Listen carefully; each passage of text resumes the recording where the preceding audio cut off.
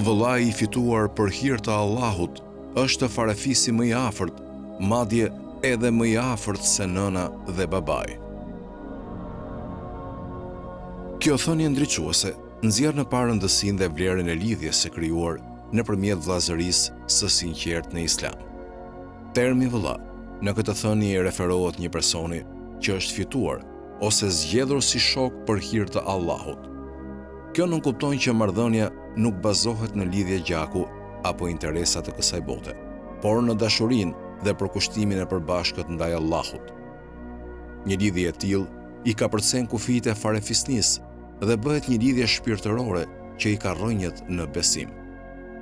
Imam Aliu thekson më tej se kjo vllazëri e fituar është më e afërta se edhe me nënën dhe babën.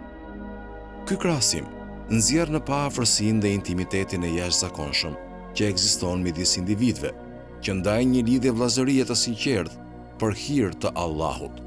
Kjo tejkalon dashurinë dhe kujdesin e natyrshëm që nënat dhe baballarët kanë për fëmijët e tyre. Për të kuptuar rëndësinë e kësaj thënie, le t'i drejtohemi Kuranit për sqarim. Allahu në surën Teube, ajeti 24, thotë: Thuaj, nëse baballarët tuaj, djemtë tuaj, vëllezërit tuaj, gratë tuaja, të afërmit tuaj, pasuria që keni fituar, tregtia në të cilën keni frikë nga pësimi dhe vendbanimet me të cilat jeni të kënaqur janë më të dashura për ju se Allahu dhe i dërguari i tij dhe lufta në rrugën e tij. Pastaj prisni derisa Allahu të zbatojë urdhrin e tij. Dhe Allahu nuk e udhëzon në rrugë të drejtë popullin e pabindur. Ky ajet thekson rëndësinë e prioritetit të dashurisë dhe përkushtimit ton ndaj Allahut dhe të dërguarit të tij, mbi të gjitha marrëdhëniet dhe pasuritë e kësaj bote. Na mëson se besimtarët e vërtet janë ata që janë të gatshëm të sakrifikojnë interesat dhe lidhjet e tyre personale për hir të Allahut. Në këtë kontekst, vllazëria e fituar e përmendur në thënien e Imam Aliut bëhet një manifestim i kësaj dashurie dhe përkushtimi thellë ndaj Allahut.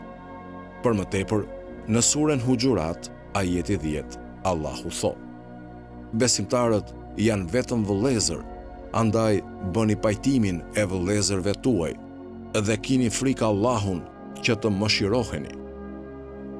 Ky ajet nxjerr në parë rëndësinë e unitetit dhe pajtimit mes besimtarëve. Ai thekson nevojën që muslimanët ta trajtojnë njëri tjetrin si vëllezër dhe motra, pavarësisht përjardhjes së tyre etnike, sociale ose ekonomike. Vllazëria e fituar e përmendur në këtë thënie përputhet me këtë parim kuranor, pasi i inkurajon muslimanët të krijojnë lidhje të forta dashurie, mbështetje dhe uniteti për hir të Allahut. Pasojat e kultivimit të një vllazërie të tillë të fituar janë të mëdha. Kur individët bashkohen për hir të Allahut, ata krijojnë një komunitet që është i ndërtuar mbi dashurinë dhe mshurinë dhe mbështetjen e ndërsjellë.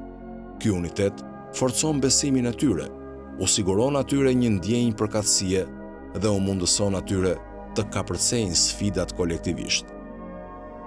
Për më tepër, kjo vllazëri e fituar shtrihet përtej kufive të kësaj bote.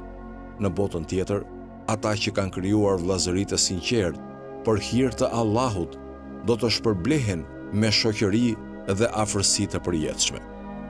Allahu në surën Hijr, ajeti 47, thotë: Dhe banorët e xhenetit do të thërrasin shokëve të zjarrit. Ne tashmë e kemi gjetur të vërtet atë që na ka premtuar Zoti ynë. Ai gjetet të vërtet atë që Zoti yt premtoi. Ata do të thonë po. Pastaj një lajmëtar do të kumtoj mes tyre: Mallkimi i Allahut qoftë mbi zullumqtarët. Ky ajet nxjerr në palë lidhjen dhe shoqërimin e përjetshëm që i pret ata që kanë vendosur vllazëri të sinqertë për hir të Allahut. Si përfundim, thënia e Imam Aliut thekson rëndësinë e marrjes së vëllezërve për hir të Allahut. Ai thekson afërsinë dhe intimitetin e jashtëzakonshëm që ekziston midis individëve që ndajnë një lidhje vllazërie të sinqertë të rrënjosur në besim. Kjo vllazëri e fituar e tejkalon dashurinë dhe kujdesin e natyrshëm që nënat dhe baballarët kanë për fëmijët e tyre. Është një zgjedhje e vetëdijshme e bërë nga individ që kërkojnë të forcojnë besimin e tyre dhe të mbështesin njëri tjetrin në udhëtimin e tyre drejt Allahut. Duke i dhënë përparësi dashurisë dhe përkushtimit ton ndaj Allahut dhe të dërguarit të Tij, ne mund të krijojmë një shoqëri të ndërtuar mbi dashurinë dhe mshurinë dhe mbështetjen e ndërsjellë. Allahu na bekoft të gjithëve me aftësinë për të kultivuar vllazëri të sinqertë për hir të Tij dhe na dhuroft shoqërimin e të mirëve në këtë botë dhe në botën tjetër.